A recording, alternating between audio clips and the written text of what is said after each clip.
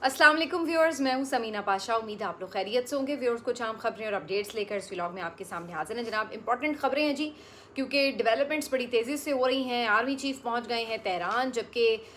वज़ीर आज़म शहबाज शरीफ साहब पहुंच गए हैं सऊदी अरेबिया और उसके बाद उन्हें आगे भी जाना है। तो बज़ाहिर ये लग रहा है कि बड़ी तेज़ी से पाकिस्तान सालसी की कोशिशों को आगे बढ़ा रहा है। तो एंड रिज़ल्ट क्या नज़र आता है, इसके ऊपर बात करेंगे। दूसरी तरफ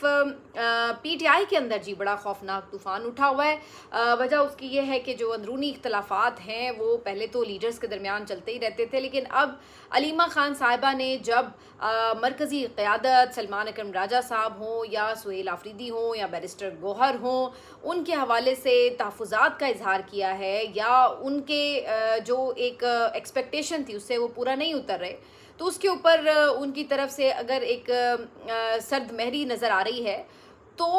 उसके ऊपर सलमान अकरम राजा साहब ने जिस तरह का रद्दमल दिया है, बहुत ही तल्ख लहजे में उन्होंने अलीमा खान साहिबा के ऊपर बात की है। तो ये मामला अब किस तरफ जाकर लगेगा, इस पे बात करते हैं। साथ ही साथ बताएंगे आपको कि एक मारूफ एंकर ने सरेआम इस्तीफ़ा दे दिया है, उसकी क्या वजह है ये भी आपके सामने रखेंगे। तो आपसे रिक्वेस्ट है कि चैनल को सब्सक्राइब कर लें अगर अभी तक सब्सक्राइब नहीं किया। पहले बात कर लेते हैं जी अहम दौरों की। आपको पता है कि पाकिस्तान इस वक्त मरकज़ निगाह है और इसी सिलसिले में सालसी की कोशिशें तेज़ी से आगे बढ़ाते हुए आर्मी चीफ खुद पहुँचे हैं तेहरान। और आर्मी चीफ फील्ड मार्शल साहब आसिम मुनीर साहब जब पहुँचे, बड़ा पुरतपाक गर्मजोश इस्तकबाल किया गया वज़ीर ख़ारजा डॉक्टर इराक़ची की तरफ से। उनके हमरा थे मोहसिन नकवी साहब वज़ीर दाखिला, जबकि दूसरी तरफ एक टीम पहुंची है सऊदी अरेबिया, जिसमें ज़ाहिर है शहबाज शरीफ साहब हैं और उनके साथ वज़ीर ख़ारजा इसहाक़ डार साहब भी मौजूद हैं। तो एक टीम गई है उधर, जबकि दूसरी टीम गई है तेहरान। और ख़बरें ये आ रही हैं कि बेसिकली कोशिश इस बात पे हो रही है कि एक हतमी ड्राफ्ट जो है सामने बैठने से पहले ही तयशुदा चीज़ों को, जैसे वो कहते हैं ना कि पहले ही मामलात को डील कर लिया जाए और आखिर में सिर्फ जो एक रस्मी कार्रवाई होती है उसके लिए बैठकर साइन कर लिया जाए मुआहदे को। तो उस तरफ पाकिस्तान अब कोशिश कर रहा है। इसी वजह से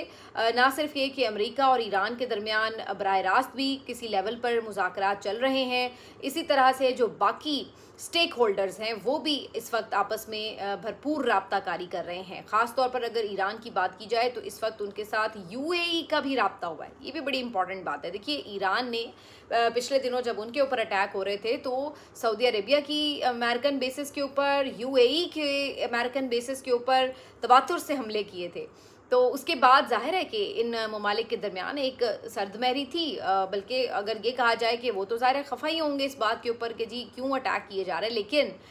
ये एक अच्छी पेशरफ्त है कि बराह रास्त उनकी ईरान के साथ कुछ ना कुछ बातचीत हुई है। इससे ये पता लग रहा है कि जो खित्ते का एक नया सेटअप बनने जा रहा है उसमें हर जो खलीजी मुल्क है, हर अहम मुल्क अपना अपना रोल डिफ़ाइन कर रहा है और इसीलिए आपस में एक दूसरे को स्पेस भी दे रहे हैं, आपस में एक दूसरे के साथ राब्ते करके तमाम चीज़ों को हतमी नतीजे की तरफ लेकर जा रहे हैं, जिसमें मुझे तो ये नज़र आ रहा है कि आहिस्ता आहिस्ता जो अमेरिका का किरदार है वो काफ़ी मिनिमाइज़ होता जाएगा। ये अरब ममालिक को समझ आ गई है कि अमेरिका उनकी सिक्योरिटी का ज़ामिन नहीं बन सका और उन्हें ये भी समझ आ गई है कि ख़ित्ते में अब ईरान एक ताकतवर एलिमेंट के तौर पर सामने मौजूद है, एक ताकतवर फरीक के तौर पर मौजूद है और उसके साथ मामलात को तय करके आगे चलना होगा। इन तमाम मीडिएशंस में और जो आप कह लें कि एक सालसी है उसमें पाकिस्तान एक मरकज़ी किरदार अदा कर रहा है और इसी वजह से army chief field marshal Asim Munir साहब पहुँचे हैं तेहरान। वहाँ पर एक बड़ी अहम उनकी मीटिंग भी हुई है। तो ये तमाम चीज़ें शो ये कर रही हैं कि इस हफ्ते तो शायद आखिर में बिल्कुल मुमकिन ना हो सके, क्योंकि अभी सऊदी अरेबिया का जो दौरा है शहबाज शरीफ साहब का, उसके बाद मुमकिन तौर पर उन्होंने तुर्की भी जाना है, फिर उन्होंने पॉसिबली जो मिस्र है वहाँ का भी चक्कर लगाना है। तो अभी उनके 2-3 दिन के ये दौरे हैं और ज़ाहिर है उसके बाद जब वो वापस आएंगे तो फिर उसके बाद ही चीज़ों को अरेंज किया जाएगा। तो मुमकिन तौर पर ये बात अब अगले वीक में जाके किसी तरफ लगेगी और अगर ऐसा हो जाता है कि पहले से ही तमाम सेटलमेंट हो जाती है तो इस बात को भी खारिज इम्कान करार नहीं दिया जा सकता कि डोनाल्ड ट्रंप खुद आ जाएं और उधर से ईरानी सदर आ जाएं और उन्होंने आकर इसको साइन करके अनाउंस करना हो एग्रीमेंट को, तो इस बात के भी चांसेस फिर बन सकते हैं और ये एक बहुत बड़ी यकीनी तौर पर डेवलपमेंट होगी। जहाँ इन तमाम चीज़ों की तारीफ़ हो रही है और हर कोई इसको अप्रिशिएट कर रहा है, तो वहीं ये ज़रूर अहम बात है PMLN की गवर्नमेंट के लिए भी कि इन तमाम मामलात में जो ज़ाहिर लीड ली है वो फील्ड मार्शल आसिम मुनीर साहब ने ली है। और आसिम मुनीर साहब जो हैं उनका स्टेचर इस वक्त इन तमाम जो सियासी हुक्मरान हैं उनसे ज़्यादा बड़ा दिखाई दे रहा है, ज़्यादा अहम दिखाई दे रहा है। तो ये मेरा ख़्याल है कि उनके लिए भी एक सोचने की बात है, क्योंकि सारी ज़िंदगी तो वो ख़ुद इस बात की तरफ नवाज़ शरीफ साहब जो हैं पॉइंट आउट करते रहे हैं और वो ये समझते हैं कि सिविलियन सुप्रीमेसी होनी चाहिए थी, लेकिन अब वो खामोश होकर एक कोने में बैठे हैं। और उनके दूसरे भाई जो कि हमेशा ये समझते रहे हैं कि एक वर्किंग रिलेशनशिप बनाकर, बल्कि एक कंपैरेटिवली बिल्कुल जिसमें आप कह लें कि मरकज़ी जो किरदार है वो अस्करी लीडरशिप को देकर उनके साथ बस बना के चला जाए, तो वो जो अपनी एक समझ लें आपके थेरी रखते थे उन्होंने उसी के ऐन मुताबिक अमल भी किया है। और बज़ाहिर अगर उनके पॉइंट ऑफ व्यू से देखा जाए तो वो उनको फ़िलहाल एक आप कह सकते हैं डिलीवर भी कर रहा है, और उनकी गवर्नमेंट भी चल रही है और साथ साथ इस्टेब्लिशमेंट भी खुश है। तो उनको ये नज़र आ रहा है। और मज़े की बात ये कि हमारे वो तमाम दानिश्वर जो इमरान खान साहब के सेम पेज को बुरा कहते थे, जब उन्हें ये महसूस होता था, जो कि अब हमें तो ये नज़र आता है कि कभी भी वो सेम पेज था नहीं, लेकिन जब उन्हें वो महसूस होता था कि जी सेम पेज है। और आसिम मुनीर साहब तो खैर उस वक्त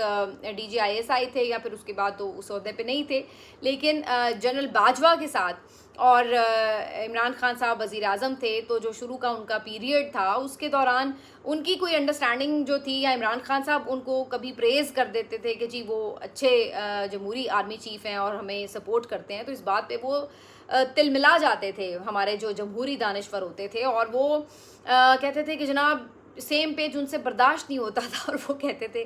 कि ये तो जनाब बर्दाश्त ही नहीं बात है कि आर्मी चीफ़ की तारीफ़ कर रहा है वज़ीर आज़म, तो ये तो सिविलियन सुपरमसी जो है वो सारी ख़त्म हो गई, जमहूरियत ख़त्म हो गई, ये तो कठपुतली वज़ीर आज़म बन गया। लेकिन आज उन्हीं जमहूरी दानिश्वरों को एक ऐसा ही वज़ीर आज़म जो सिर्फ यस सर कहता जाए बहुत अच्छा लग रहा है। उनको ये सेम पेज बहुत अच्छा लग रहा है और उनको लगता है कि ये इस वक्त आइडियल सिनेरियो है, क्योंकि सिर्फ इसलिए कि इमरान खान इस वक्त इक़्तिदार में नहीं है, क्योंकि वो सेम पेज फ़ौज का इमरान खान के साथ नहीं है, तो लिहाजा उन्हें अब सब अच्छा लगता है। तो ये बेसिकली हिपोक्रेसी आपको बतानी ज़रूरी है कि जो हमारे दानिश्वर हैं उनके उसूल जो हैं वो किस तरह बदलते हैं। अगर आपके इस बात के ऊपर आपका उसूल था कि जनाब सिविलियन सुप्रीमेसी होनी चाहिए, तो फिर वो इमरान खान होता, वो शहबाज शरीफ होता, फिर आपको एक ही उसका रूल रखना चाहिए। लेकिन यहाँ पर चेहरे देख के बदल जाते हैं, क्योंकि बुग़्ज़ इमरान एक बहुत बड़ी बीमारी है जिसका इलाज मुमकिन नहीं है। बहरहाल जी, इन बातों पे अभी क्या बात करें। ओवरऑल अगर देखा जाए तो ख़ित्ते के अमन के लिए तो बहरहाल ये अच्छी चीज़ें हैं, और आगे चलकर पाकिस्तान की अहमियत उसमें बढ़ रही है, तो इसमें हमें खुशी है। लेकिन उसके बाद जो पाकिस्तान का अंदरूनी ढांचा है उसके ऊपर भी इनके इन तमाम मामलात के दूररस नताइज होंगे। अच्छा जी, दूसरी तरफ अगर बात करें तो जनाब PTI की इस वक्त हालत काफ़ी ख़राब है, क्योंकि आपस में तो ये पार्टी हमेशा ही लड़ती झगड़ती रहती है, जो कि एक नॉर्मल बात हम समझते हैं कि भाई चलो भाई ज़ाहिर है पार्टी का लीडर नहीं है तो आपस में उलझते रहते हैं, कोई तस्फिया कराने वाला भी नहीं होता। लेकिन अब सूरत हाल काफ़ी गंभीर हो चुकी है, क्योंकि सलमान अकरम राजा साहब, जिन पे हमेशा इमरान खान साहब एतमाद का इजहार करते रहे हैं, इमरान खान की बहनें एतमाद का इजहार करती रही हैं, और पार्टी के जो सोशल मीडिया एक्टिविस्ट हैं वो भी उनको हमेशा बड़ी रिस्पेक्ट देते रहे हैं। अब ऐसा लगता है कि आहिस्ता आहिस्ता जो तनकीद है वो बढ़ते बढ़ते अब उनकी ज़ात तक आ चुकी है, और आज सिर्फ तनकीद नहीं हो रही, आज तो ठीक ठाक क्लास ली जा रही है सलमान अकरम राजा की। वजह यह है कि अलीमा खान साहिबा मंगल के रोज़ जब अडयाला पहुंची तो उनका लबो लहजा इस बात की तरफ शिकायत करता नज़र आ रहा था कि पार्टी के लोग जिस लेवल की मज़ामत कर सकते थे वो उतनी भी एफ़र्ट नहीं कर रहे। सुहेल आफरीदी हों, सलमान अकरम राजा हों, बैरिस्टर गौहर हों, ऐसा लगता है कि वो जितना दबाव डालना चाहिए उन्हें हुकूमत पर, वो शायद नहीं डाल रहे। और उन्होंने इसके लिए लफ्ज़ सहूलतकारी भी इस्तेमाल किया कि जब आपने जलसा मनसूख किया, उसकी सहूलतकारी की हुकूमत की, तो फिर आप इमरान खान के इलाज के लिए भी उनसे कोई फेवर ले लेते, बदले में कुछ ना कुछ तो इमरान खान के लिए भी आप हासिल कर लेते। तो उनकी जो सारी गुफ्तगू थी उसमें वाज़े तौर पर शिकायत मौजूद थी, अदम इत्मीनान मौजूद था, और उन्होंने ये तक कहा कि इमरान खान ने कोई जलसा मनसूख करने के लिए नहीं कहा, इमरान खान ने कोई ये नहीं कहा कि पिंडी इस्लामाबाद में आपने जलसा नहीं करना, और ये सब बातें जो हैं ये अपने तौर पर इन्होंने बनाई हैं। तो ये काफ़ी सीरियस एलिगेशंस थे उनकी तरफ से, जिसका जवाब आज सलमान अकरम राजा साहब की तरफ से भी बड़ा सीरियसली दिया गया। सलमान अकरम राजा साहब से जब इस मुतालिक सवाल हुआ तो वो बहुत तल्ख लहजे में बोले और उन्होंने कहा कि ये जो ओहदे हैं उनके ऊपर थोपे गए हैं, वो लानत भेजते हैं ओहदों के ऊपर। वो 10 मरतबा इस्तीफ़ा दे चुके हैं इमरान खान को, वो कह चुके हैं कि वो नहीं लेना चाहते कोई ओहदे, लेकिन बार बार इमरान खान साहब ने उन्हें कन्विंस किया, और एक दफ़ा तो उन्होंने बहनों तक को कहा, और बहनें जो हैं वो आकर उनके ऑफिस में तीनों बैठ गईं, और उन्होंने आके उन्हें यानी इस बात पर जोर दिया कि नहीं आप ये ओहदा कैरी करें। तो इस तरीके से पहले ओहदे दिए जाएं और फिर बाद में जो है वो इस तरीके से अदम एतमाद का इजहार कर दिया जाए, तो ये उन्हें किसी तौर कबूल नहीं था। फिर वो गुस्से में ये भी कहा उन्होंने कि अलीमा खान साहिबा को सियासत की समझ बूझ नहीं है, और इमरान खान साहब ने वाज़े तौर पर कहा है कि आपने सियासी फ़ैसले अलीमा खान के ताबे होकर नहीं करने। तो इसी तरह की चीज़ों ने जो है वो उन दोनों को, यानी नासिर अल्लामा राजा नासिर अब्बास साहब को और महमूद अचकज़ई को भी नाराज़ कर दिया है। तो हम उन्हें भी वापस लेकर आएंगे, और मैं ख़ुद इमरान खान को एक दफ़ा फिर इस्तीफ़ा भिजवा दूंगा, लेकिन अभी तक चूँकि ज़िम्मेदारी मेरे ऊपर है तो वो मुझे निभानी है। जलसा हमने बिल्कुल ठीक मनसूख किया था, क्योंकि वो एक बहुत बड़ा इवेंट था और उसको हम बिल्कुल भी सबताज नहीं कर सकते थे, और ये उनकी जो था सारा खुलासा था। अब इसके ऊपर एक बहुत ज़ोर शोर से सोशल मीडिया के ऊपर तनकीद का सिलसिला शुरू हो गया। हर कोई ज़्यादा जो झुकाव नज़र आता है वो अलीमा खान साहिबा की तरफ नज़र आता है। उसकी वजूहात हैं, उसकी वजूहात ये हैं कि अलीमा खान साहिबा हमेशा जिद्दोजहद करती नज़र आती हैं। अलीमा खान साहिबा रात गए तक धरने देती हैं। अलीमा खान साहिबा कोर्ट कचहरियों में पहुंचती हैं, हमेशा पेशियों पर पहुंचती हैं। अलीमा खान साहिबा बाहर के मीडिया में इंटरव्यूज़ देती हैं, अपने भाई के लिए आवाज़ उठाती हैं। अलीमा खान साहिबा वहाँ पर सर्दी गर्मी पैदल चल चल के 1.5 किलोमीटर वहाँ पर बैठती हैं, आके ज़मीन पर बैठ के धरने देती हैं। अलीमा खान साहिबा उनको अंडे पड़ते हैं वो बर्दाश्त करती हैं। अलीमा खान साहिबा पर मीडिया के लोग छोड़ दिए जाते हैं, बदतमीज़ी करते हैं, वो उनको फेस करती हैं। अलीमा खान साहिबा चाहे किस तरह का भी सुलूक बाहर किया जा रहा हो, पता भी हो कि इमरान खान से मुलाकात नहीं करवानी, लेकिन इसके बावजूद भी वो इस्तकामत से बैठती हैं। वो समझती हैं कि अगर वो आना छोड़ देंगी तो फिर इमरान खान की बात कैसे होगी, इमरान खान का इशू कैसे हाईलाइट होगा। तो जब अलीमा खान साहिबा बग़ैर किसी ओहदे के इन तमाम जिद्दोजहद को करती हुई नज़र आती हैं, उनके लहजे में एक भाई का दर्द नज़र आता है, तो ज़ाहिरी सी बात है जो आम देखने वाले लोग हैं वो यही अलीमा खान साहिबा ही की सपोर्ट करेंगे, बहनों की ही सपोर्ट करेंगे। दूसरी तरफ पार्टी के ओहदेदारान हैं जो कि कुछ जगहों पे नज़र आते हैं, कभी वो भी नज़र नहीं आते, जो बज़ाहिर बड़ी गाड़ियों में फिरते हैं, ओहदे लेते हैं, तो ऐसा लगता है कि बज़ाहिर देखने में लग रहा होता है कि वो कंफर्टेबल भी हैं। अदरवाइज़ वो कभी जलसे का ऐलान नहीं करते, कभी करते हैं तो उसको हटा देते हैं, कभी वो मुज़ाकरात करते हैं तो पता नहीं वो कहाँ पे होते हैं, कैसे होते हैं, कि उसके बदले में कभी इमरान खान को रिहाई नहीं मिलती, और जो कुछ उनके ज़िम्मे था कि वो कुछ हासिल कर सके इमरान खान के लिए, उसमें किसी तौर वो कामयाब नज़र नहीं आते। और जब इन्हीं नाकामियों पर उनसे सवाल किए जाते हैं तो वो फिर तल्ख भी हो जाते हैं। इन नाकामियों पर खाली अगर उनकी तमाम तर जिम्मेदारी ना भी हो, उनके पास अपनी वजूहात होंगी, डेफिनेटली होंगी, और उनकी वजूहात में बड़ा वज़न होगा कि ज़ाहिरी सी बात है वो कोई आम हालात में सियासत तो नहीं कर रहे। उनके सामने एक बहुत तगड़ी इस्टेब्लिशमेंट है, एक बहुत रुथलेस किस्म का माहौल है, और अदलिया बिल्कुल जकड़ी हुई है जो कोई रिलीफ देने के लिए तैयार नहीं है। फिर भी जो उनसे बन पड़ता है वो कोशिश करते हैं। कुछ लोग तो बहुत डिटर्मिन्ड हैं जो बेचारे बार बार मारे भी खाते हैं, मुकदमे भी सहते हैं, वो सब उनकी अपनी एक कहानी है। तो वो सब अपनी जगह वो कहते हैं कि हम जो हमसे बन पड़ता है हम करते हैं, लेकिन अब उसका वो मतलूबा रिज़ल्ट नहीं मिल रहा, तो इसका मतलब ये तो नहीं कि हमें जो है वो लाइन हाजिर करके हमारी बेइज्जती की जाए या हमें गद्दार ठहरा दिया जाए, इमरान खान से ऐसे ठहरा दिया जाए जैसे हम कोई उनके साथ गद्दारी कर रहे हैं। तो उनके अपने उसके ऊपर दलाइल है। मेरा ख्याल ये है कि सलमान अकरम राजा साहब के दलाइल में वज़न भी होगा, उनके अपनी लॉजिक्स भी होंगी, उनको सुना भी जाना चाहिए, लेकिन इसके साथ साथ उनको ये लबो लहजा नहीं अपनाना चाहिए। इस बात को उन्हें जहन में रखना चाहिए कि बहनें तकलीफ़ में भी हैं और बहनें आप लोगों से ज़्यादा तकलीफ़ बर्दाश्त कर रही हैं। तो अगर वो उस तकलीफ़ के दरमियान आपसे कोई सवाल करती हैं, आप उनसे नहीं भी एग्री करते, तो आपको उन्हें सेटिस्फाई करने की कोशिश करनी चाहिए, उन पे गुस्सा नहीं करना चाहिए, क्योंकि बहैसियत बहन भी और बाकी जो सोशल मीडिया एक्टिविस्ट हैं, जाहिर है कि वो क़यादत से जवाब तलब करेंगे कि भाई इमरान खान की मुलाकातों में आप क्यों नाकाम हैं, उनको इलाज प्रोवाइड करने में आप क्यों नाकाम हैं, आप क्या कर रहे हैं, आपके पास क्या स्ट्रैटेजी है, आप करने क्या जा रहे हैं, आप सोच क्या रहे हैं, वो आप ही से पूछेंगे। तो आप इससे इसलिए पूछेंगे कि इमरान खान ने आपको ज़िम्मेदार ठहराया है, तो फिर आपको ज़िम्मेदारी लेनी होती है तो खंदा पेशानी से लेनी होती है। सियासतदान में और एक आम शख्स में यही फ़र्क होता है ना कि उसका टेम्परामेंट होता है, वो हर अच्छी बुरी बात सुनने के लिए तैयार होता है। तो आप अपना टेम्पर लूज़ ना करें, उनको सेटिस्फाई करें। आपके पास जो मसाइल हैं वो उनको बताएं, जो आपके पास उस मसाइल के हल के लिए तरीके हैं वो उनसे डिस्कस करें, बजाय इसके कि जो है आप उनके ऊपर चढ़ दौड़ें कि जी आपको पता कुछ नहीं है और आप एम ही शुरू हो जाती हैं। ये तो वही बात है कि जो कुछ कर रहा है आप उल्टा उसी को जो है गटहरे में खड़ा कर दें और कहें कि जी हम सब कुछ ठीक करें और हमसे कोई ना पूछे। तो ये लबो लहजा ज़ाहिर है कि मुनासिब नहीं था और इसी वजह से सलमान अकरम राजा साहब के ऊपर आज काफ़ी गरजते बरसते नज़र आ रहे हैं पीटीआई के सोशल मीडिया के तमाम लोग भी, और इस चीज़ का असर जो है वो आने वाले जलसे पे भी पड़ सकता है, क्योंकि बाकायदा सोशल मीडिया के ग्रुप ने बॉयकॉट जलसा मुहिम भी स्टार्ट कर दी है कि जनाब ये सिर्फ जलसा जुलसा अपने घर में करके सिर्फ एक टाइम